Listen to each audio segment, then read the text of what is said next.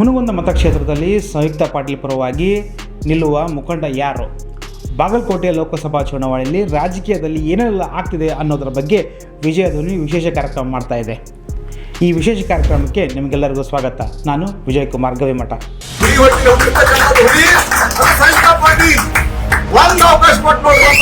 ಇದು ನನ್ನ ಪತ್ನಿ ಏನೋ ಮಾತಾಡಿದಾಳೆ, ಅವಳಿಗೂ ಕೇಳಬೇಕಾಗತ್ತೆ. ಅಂದ್ರೆ ಎಲ್ಲಾ ಪಕ್ಷೇತರರು ಸೇರಿ ಒಂದು ಪಕ್ಷಕ್ಕೆ ಪರವಾಗಿ ನಿಲ್ಬೇಕಂತ ಪ್ಲಾನ್ ಮಾಡಿರೋದು. ಹೌದೌದು, ಅದು ಆಲ್ರೆಡಿ ಬಾಗಲಕೋಟೆ ಜಿಲ್ಲೆಯಲ್ಲಿ ಲೋಕಸಭೆ ಚುನಾವಣೆ ದಿನಕ್ಕೊಂದು ದಿಕ್ಕು ಪಡೆದುಕೊಳ್ತಾ ಇದೆ. ಒಂದು ಕಡೆ ಬಿಜೆಪಿ ಹಾಲಿ ಸಂಸದ 4 ಬಾರಿ ಬಿಜೆಪಿಯಿಂದ ಬಾಗಲಕೋಟೆ ಲೋಕಸಭೆಗೆ ಆಯ್ಕೆಯಾಗಿರುವಂತಹ PC ಗದ್ದಿಗೌಡರನ್ನು ಅಭ್ಯರ್ಥಿಯನ್ನಾಗಿ ನೇಮಿಸಿದೆ.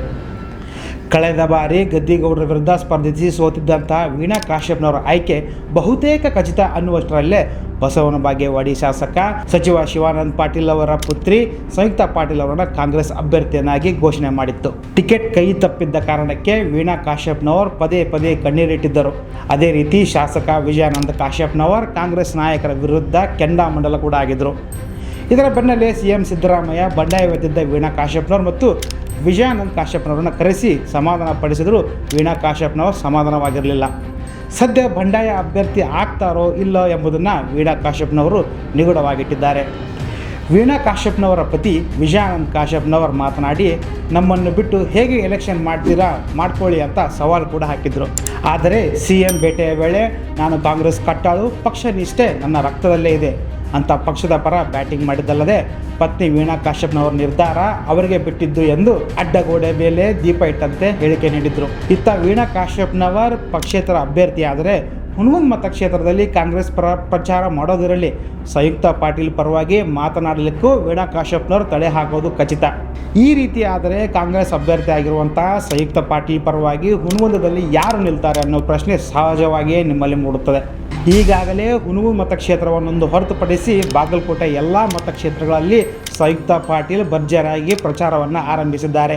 ಸದ್ಯ ಹುನಗುಂದ ಮತಕ್ಷೇತ್ರದಲ್ಲಿ ಕಾಲಿಡಲು ತಂದೆ ಶಿವಾನಂದ ಪಾಟೀಲ್ ತಮ್ಮದೇ ಆದ ಮಾಸ್ಟರ್ ಪ್ಲಾನ್ ನಡೆಸಿದ್ದಾರೆ ಎನ್ನಲಾಗಿದೆ.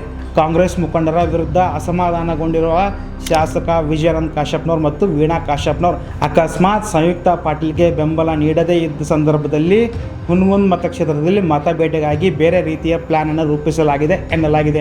ಅದರಂತೆ ಹುನಗುಂದ ವಿಧಾನಸಭೆಗೆ 1 ಬಾರಿ ಪಕ್ಷೇತರ ಅಭ್ಯರ್ಥಿಯಾಗಿ ಇನ್ನೊಂದು ಬಾರಿ ಜನಾರ್ದನ ರೆಡ್ಡಿ ಸ್ಥಾಪಿಸಿದ್ದ KRP ಪಕ್ಷದಿಂದ ಸ್ಪರ್ಧಿಸಿದ್ದ SR ನವಲೀರಮಠರು 1 ಬಾರಿ 25,000 ಮತ, 1 ಬಾರಿ 30,000 ಮತಗಳನ್ನು ಪಡೆದು ತಮ್ಮದೇ ಆದ ಕಾರ್ಯಕರ್ತರ ಬಲ ಹೊಂದಿದ್ದಾರೆ ಎಂದು ತೋರಿಸಿಕೊಟ್ಟಿದ್ದರು. ಸದ್ಯ ಹುನಗುಂದ ಮತಕ್ಷೇತ್ರದಲ್ಲಿ ವೋಟ್ ಬ್ಯಾಂಕ್ ಹೊಂದಿರುವಂಥ SR ನವಲೀರಮಠರನ್ನು BJP ಮತ್ತು ಕಾಂಗ್ರೆಸ್ ಪಕ್ಷಗಳು ಬೆಂಬಲಿಸುವಂತೆ ಕೋರಲಾಗಿದೆ ಎನ್ನಲಾಗಿದೆ. ಅದರಂತೆ 2019 ಲೋಕಸಭಾ ಚುನಾವಣೆಯಲ್ಲಿ ವೀಣಾ ಕಾಶ್ಯಪ್ನವರ ಪರವಾಗಿ ಕೆಲಸ ಮಾಡಿದ್ದ ನವಲೀರಮಠರು ಬದಲಾದ ರಾಜಕೀಯ ಸನ್ನಿವೇಶದಲ್ಲಿ ಸದ್ಯ ಕಾಶ್ಯಪ್ನವರ ಕುಟುಂಬದ ಪರವಾಗಿ ಬೆಂಬಲ ನೀಡುವ ಯಾವುದೇ ಸಾಧ್ಯತೆ ಇಲ್ಲ.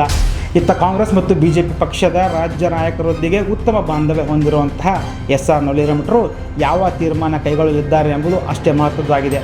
ಯಾಕಂದರೆ ಇತ್ತ ಸಂಯುಕ್ತ ಪಾಟೀಲ್ ಪರವಾಗಿ ಹುನಗುಂದ ಮತಕ್ಷೇತ್ರದಲ್ಲಿ ಬೆಂಬಲಿಸುವ ಯಾವೊಬ್ಬ ನಾಯಕನೂ ಇಲ್ಲ. ಅದರಂತೆ ಕಾಂಗ್ರೆಸ್ ಅಥವಾ BJP ಯಾವುದಾದರೂ ಒಂದು ರಾಜಕೀಯ ಪಕ್ಷದಲ್ಲಿ ಗುರುತಿಸಿಕೊಂಡು ತಮ್ಮ ಭವಿಷ್ಯವನ್ನು ಗಟ್ಟಿ ಮಾಡಿಕೊಳ್ಳಲು ನಿರ್ಧರಿಸಿರುವಂತಹ SR ನವಲೀರಮಠರು ತಮಗೆ ಸಿಗುವ ದೊಡ್ಡ ಅವಕಾಶಕ್ಕಾಗಿ ಕಾಯುತ್ತಿದ್ದಾರೆ. ಅದರಂತೆ ವೀಣಾ ಕಾಶ್ಯಪ್ನವರ್ ಅಕಸ್ಮಾತ್ ಪಕ್ಷೇತರರಾಗಿ ಸ್ಪರ್ಧಿಸಿದರೆ ಶಿವಾನಂದ ಪಾಟೀಲರು ತಮ್ಮ ಮಗಳ ಗೆಲುವಿಗಾಗಿ ಹುನಗುಂದ ಮತಕ್ಷೇತ್ರದಲ್ಲಿ SR ನವಲೀರಮಠರ ಬೆಂಬಲ ಕೋರುವ ಸಾಧ್ಯತೆ ಇದೆ. ಈವರೆಗೂ ಲೋಕಸಭೆ ಚುನಾವಣೆ ಬಗ್ಗೆ ಮಾತನಾಡದಿರುವಂತಹ ನವಲೀರಮಠರು ಕಾದು ನೋಡುವ ತಂತ್ರಕ್ಕೆ ಮೊರೆ ಹೋಗಿದ್ದಾರೆ. ಅದರಂತೆ SR ನವಲೀರಮಠರ ಕಟ್ಟ ಬೆಂಬಲಿಗ ಮತ್ತು ಮುಖಂಡ ವಿಜಯಧ್ವನಿ ನ್ಯೂಸ್ನೊಂದಿಗೆ ಮಾತನಾಡಿದ್ದು ನವಲೀರಮಠರ ನಡೆ ಏನಿರಬಹುದು ಅನ್ನೋದನ್ನು ಕೇಳೋಣ ಬನ್ನಿ. ನವಲೀರಮಠರು ಯಾವ ಪಕ್ಷಕ್ಕೆ ಏನು ಸಪೋರ್ಟ್ ಮಾಡ್ತಾರ, ಕಾಂಗ್ರೆಸ್ನವರು ಸಪೋರ್ಟ್ ಕೇಳಕತ್ತಾರ, BJPಯವರು ಸಪೋರ್ಟ್ ಕೇಳಕತ್ತಾರ ಅಂತೇಳಿ ಸುದ್ದಿಗಳು ಹರಿದಾಡಕತ್ತವು. ಅದಕ್ಕೆ ಏನು ನಡೆದ ಸರ್? ಅದು ಏನಿಲ್ರಿ, ಎರಡೂ ಪಾರ್ಟಿಯರಂಕರು ಗದ್ದಿಗೌಡರು ಇದು ಮಾತಾಡ್ಯಾರ, ಸಪೋರ್ಟ್ ಕೊಡ್ರಿ ಅಂತಂದೇಳಿ ಕಾಂಗ್ರೆಸ್ ಪಾರ್ಟಿಯವರು ಕೇಳ್ಯಾರ. ಆದ್ರೆ ಅವರು ನಮ್ಮ ನಾಯಕರು ಯಾರಿಗೆ ಇದನ್ನ ಬೆಂಬಲ ಸೂಚಿಸ್ತಾರೆ ಅದಕ್ಕೆಲ್ಲ ನಾವು ಬದ್ದಿರ್ತೀವಿ. ಆಮೇಲೆ ಇದು ಇಲ್ಲಿ ನಮ್ಮ ತಾಲೂಕಿಂದು ಅಥವಾ ಈ ಡಿಸ್ಟಿಕ್ದಾತು ರಾಜಕಾರಣ ಚಿತ್ರಣಗಳು ಬೇರೆ ಬೇರೆ ಅದಾವು. ಯಾವ ರಾಜಕಾರಣದ ನಿಂತು ನೀರಲ್ಲ, ಯಾವ ಪಕ್ಷಕ್ಕೆ ಬೇಕಾದರೂ ಮಾಡೋ ಸಂಭವ ಐತಿ. ಅಲ್ಲ ಸರ್, ಕಳೆದ ಬಾರಿ ಹೋದ ಸಲ 2019ರಲ್ಲಿ ವೀಣಾ ಕಾಶ್ಯಪ್ನವ್ರ ಪರವಾಗಿ ಅಲಯನ್ಸ್ ಇದ್ದಾಗ ಸಪೋರ್ಟ್ ಮಾಡಿದ್ರು. ಮೊನ್ನೆ MLC ಎಲೆಕ್ಷನ್ ಬಂದಾಗ ಎರಡೂ ಪಕ್ಷದವ್ರು ಬಂದು ಹೆಲ್ಪ್ ಕೇಳಿದ್ರು. ಹೌದು. ಸೊ ಈ ಬಾರಿ ತುಂಬ ಕ್ರೂಷಿಯಲ್ ಆಗಿರೋಂಥ ಸಿಚುವೇಶನ್ ಅದ ಬಾಗಲಕೋಟೆ ಲೋಕಸಭೆಯಲ್ಲಿ. ಈ ಥರ ಕಾಂಗ್ರೆಸ್ನವರು ಆತ್ಮೀಯರದಾರ ನವಲಿರಂಬರಿಗೆ, ಬಿಜೆಪಿಯವರು ಆತ್ಮೀಯರದಾರ. ಹೌದು. ಸೊ ಅವ್ರ ನಿಲುವು ಏನಾಗಿರುತ್ತೆ ಮಾಧ್ಯಮಗಳ ಕೈಗಳಂಕರು ಅವ್ರು ಸಿಗ್ತಾ ಇಲ್ಲ, ಯಾವ ಸ್ಟೇಟ್ಮೆಂಟು ಕೊಡ್ತಾ ಇಲ್ಲ. ಸೊ ಅದಕ್ಕೆ ತಮ್ಮ ಏನು ಅಭಿಪ್ರಾಯ ಇರ್ಬೋದು ಅಂತ? ಇಲ್ಲ, ಇನ್ನೊಂದು 2 ದಿನದಲ್ಲಿ ನಮ್ಮ ನಾಯಕರು ಇದನ್ನ ತಿಳಿಸ್ತಾರೆ, ಪ್ರೆಸ್ ಮೀಟಿಂಗ್ ಕರಿತೀನಿ ಅಂತ ಹೇಳ್ಯಾರ.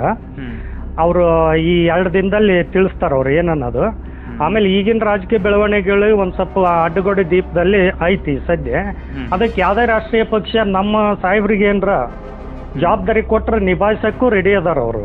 ಅಂದರೆ ಕಾಂಗ್ರೆಸ್ ಇರಲಿ ಬಿಜೆಪಿ ಇರಲಿ ಯಾವ ಪಕ್ಷಕ್ಕೂ ಸಪೋರ್ಟ್ ಮಾಡೋಕ್ಕೂ ಹಿಂಜರಲ್ಲ.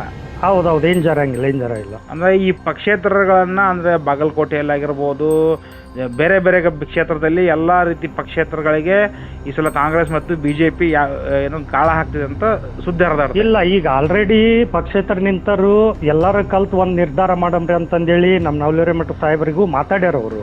ಯಾರೋ ಒಂದು 3-4 ಜನ ಅಲ್ಲೇ ಮಾತಾಡ್ಯಾರ ಪಕ್ಷೇತರ ನಿಂತವ್ರಿ. ಓಕೆ. ಎಲ್ಲರೂ ಕೂಡಿನ ಒಂದು ನಿರ್ಧಾರ ತಗೊಂತಾರ. ಇಲ್ಲಿ ನಮ್ಮ ತಾಲೂಕದಂಕರ್ ಈಗ ಆಲ್ರೆಡಿ 35,000 ಓಟ್ ತಗೊಂಡಾರ ಇವರು ಮೊನ್ನೆ ನಿಂತಿದ್ರು. ಇದು ಮೇಜರ್. ಇದನ್ನ ಒಂದೊಂದು ಪಕ್ಷಕ್ಕೆ ಒಂದೊಂದೇ ಅದೇ ಆದ ಪಕ್ಷಕ್ಕೆ ವೋಟಿಂಗ್ ಅದು. ಇವ್ರು ಯಾರಿಗೆ ಬೆಂಬಲ ಕೊಡ್ತಾರ ಅವ್ರದ್ದು ಲೀಡ್ ಆಗೋದು ಈ ತಾಲೂಕಿನಲ್ಲಿ ಪಕ್ಕ ಇದೆ. ಅಂದರೆ ಎಲ್ಲ ಪಕ್ಷೇತರರು ಸೇರಿ ಒಂದು ಪಕ್ಷಕ್ಕೆ ಪರವಾಗಿ ನಿಲ್ಬೇಕಂತ ಪ್ಲಾನ್ ಮಾಡಿರೋದು. ಹೌದೌದು, ಅದು ಆಲ್ರೆಡಿ ಮುಂದಾಳ ಅಥವಾ ನಮ್ಮ ನವಲಿರಮಠ ತಗೋರಿ ಅಂತನೂ ಹೇಳ್ಯಾರ. ರಾಜಕೀಯ ನಿಂತ ನೀರಲ್ಲ. ಯಾರು ಯಾವಾಗ ಯಾರ ಪರ ನಿಲ್ತಾರೆ, ಯಾರಿಗೆ ಯಾವ ಸ್ಥಾನ ಸಿಗುತ್ತೆ, ಯಾರು ಯಾರ ಜೊತೆ ಒಳ ಒಪ್ಪಂದ ಮಾಡ್ಕೋತಾರೆ ಅನ್ನೋದನ್ನು ಒಳ ಹೊಕ್ಕಿ ನೋಡೋದು ತುಂಬ ಕಷ್ಟದ ಕೆಲಸ. ಅದೇನೇ ಇರಲಿ, ಲೋಕಸಭೆ ಚುನಾವಣೆ ರಂಗೇರುತ್ತಿರುವಂಥ ಈ ಕಾಲದಲ್ಲಿ ಜನ 5ನೇ ಬಾರಿ ಗದ್ದಿಗೌಡರು ಕೈ ಹಿಡಿತಾರೋ ಅಥವಾ ಕಾಂಗ್ರೆಸ್ ಶಾಸಕರ ಒಮ್ಮತದ ಮೇರೆಗೆ ಕೆಲಸ ಮಾಡಿ ಕಾಂಗ್ರೆಸ್ ಅಭ್ಯರ್ಥಿಯ ಗೆಲುವಿಗೆ ಶ್ರಮಿಸ್ತಾರೋ ಅಥವಾ ಸ್ವಾಭಿಮಾನಿ ನಡೆಯ ಹೆಜ್ಜೆ ಇಟ್ಟಿರುವಂಥ ವೀಣಾ ಕಾಶ್ಯಪ್ನವರ ಬೆಂಬಲಕ್ಕೆ ನಿಲ್ತಾರೋ ಕಾದು ನೋಡಬೇಕಾಗಿದೆ. ನಿರಂತರ ಸುದ್ದಿಗಳಿಗಾಗಿ ಮತ್ತು ವಿಶೇಷ ಕಾರ್ಯಕ್ರಮಗಳಿಗಾಗಿ ಫೇಸ್ಬುಕ್ನಲ್ಲಿ ವಿಜಯಧ್ವನಿ ನ್ಯೂಸನ್ನು ಫಾಲೋ ಮಾಡಿ ಮತ್ತು ಯೂಟ್ಯೂಬ್ನಲ್ಲಿ ಸಬ್ಸ್ಕ್ರೈಬ್ ಮಾಡಿ ಬೆಲ್ ಐಕಾನನ್ನು ಪ್ರೆಸ್ ಮಾಡಿ. ನಮಸ್ಕಾರ.